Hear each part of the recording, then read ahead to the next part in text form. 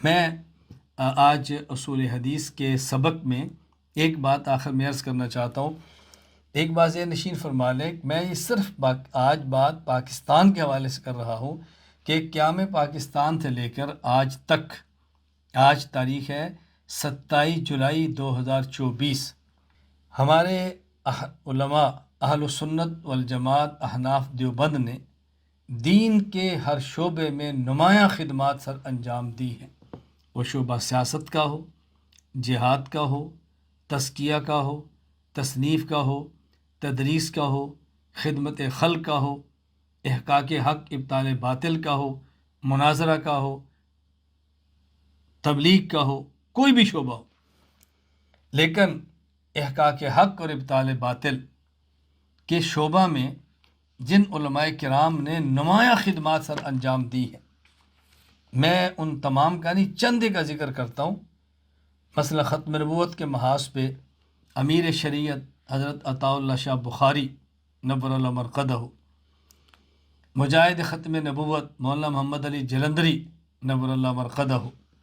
مناظر ختم نبوت مولانا لال حسین اختر نور اللہ مرقدہ،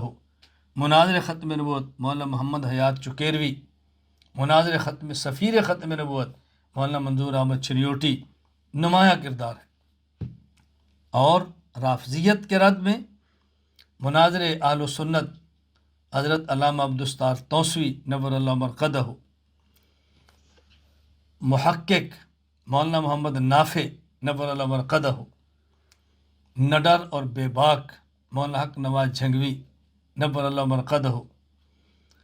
قائد اہل سنت علامہ علی شیر حیدری نور اللہ مرقدہ، وکیل صحابہ اہل بیت مولانا مظہر قاضی مظہر حسین آف چکوال نور اللہ مرقدہ، یہ نمایاں نام ہیں۔ مولانا دوست محمد مناظر اہل سنت مولانا دوست محمد قریشی نور اللہ مرقدہ، اور بعض ہمارے ایسے اکابر ہیں کہ جنہوں نے ہر عنوان پہ گفتگو کی ہے، رد قادیانیت، رد رافضیت، رد الہاد، رد بدعات، اور تقریباً ہر باطل کا تعاقب کیا ہے۔ ان میں جو نمایاں نام ہیں، امام اہل سنت والجماعت حضرت مولانا محمد سرفراز خان صفدر نور اللہ مرقدہ، مناظر اہل سنت متکلم اسلام حضرت علامہ خالد محمود نور اللہ مرقدہ، رئیس المناظرین حجت اللہ فی الارض مولانا محمد امین صفدر اکاڑوی نور اللہ مرقدہ۔ میں نے چند ایک کا ذکر کیا ہے۔ میں ان تمام کی قدر کرتا ہوں، دل سے ان سے محبت کرتا ہوں، دل سے ان سے عقیدت سے پیش آتا ہوں، اور آج تک میں نے خلوت اور جلوت میں ان کی مدح کی ہے۔ ان پر ہونے والے علمی اشکال کا جس حد تک ممکن ہوا دفاع کیا ہے اور جواب دیا ہے، اور آئندہ بھی دیں گے۔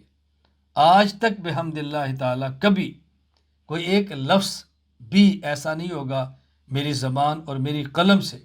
آپ نے سنا یا پڑھا ہو کہ میں نے ان حضرات کے خلاف، ان کی اولاد کے خلاف، ان کے متعلقین کے خلاف، ان کے محبین کے خلاف بولا ہو یا لکھا ہو، چونکہ ہمارے اکابر ہیں، ہماری ذمہ داری ہے ہم ان کی محبت کریں، ان کی خدمات کو قدر کی نگاہ سے دیکھیں، ان کی خدمات کو امت کے سامنے عام کریں۔ اور اگر ہمیں باہمی کسی معاملے پہ رنجش ہو، باہمی کسی معاملے پہ اختلاف ہو جائے، تو ان شخصیات پر تان نہ کریں، ان شخصیات کا رد نہ کریں، ان کی عظمت کا بہت احترام ہم کریں۔ اپنے باہمی اختلافات کی وجہ سے ہم ان کی تنقیص اور توہین کا سبب نہ بنیں، اور باہمی تذلیل اور ایک دوسرے کی تفسیق کا ذریعہ نہ بنیں۔ ہمیں اس کا بہت زیادہ خیال کرنا چاہیے۔ اللہ تعالیٰ مجھے اور آپ سب کو اعتدال، دلائل، تسلسل اور سب سے اہم اخلاص کے ساتھ موت تک دین کی مقبول خدمت کرنے کی توفیق عطا فرمائے۔ میں اللہ تعالیٰ سے دعا کرتا ہوں کہ اللہ تیرے دین کی خدمت میں جو فرد، جو ادارہ،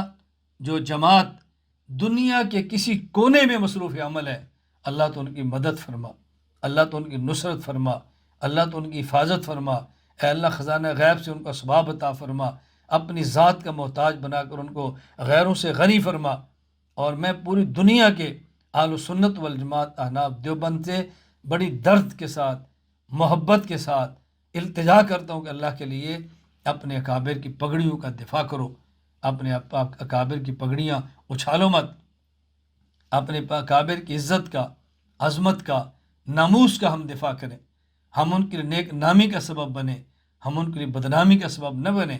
ہم نے ان کے علوم کو آئندہ نسلوں تک پہنچانا ہے، ان کی خدمات کو آئندہ نسلوں تک پہنچانا ہے۔ اگر ہم اپنے اکابر کو داغدار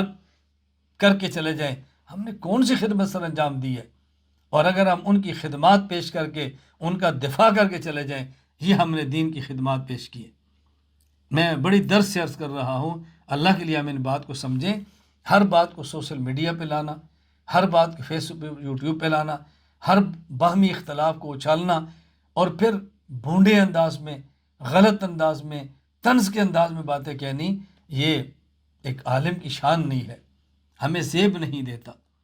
میں ہمیشہ یہ بات کہا کرتا ہوں، شہداء نے پکارا ہے تم کو فردوس کے بالا خانوں سے، ہم راہ وفا میں کٹ آئے تمہیں پیار ابھی تک جانوں سے، اس جذبہ گلبوسی میں کچھ کانٹے بھی چبھ جاتے ہیں، اپنوں کے نشتر سہ لینا ٹکرانا فقط بیگانوں سے۔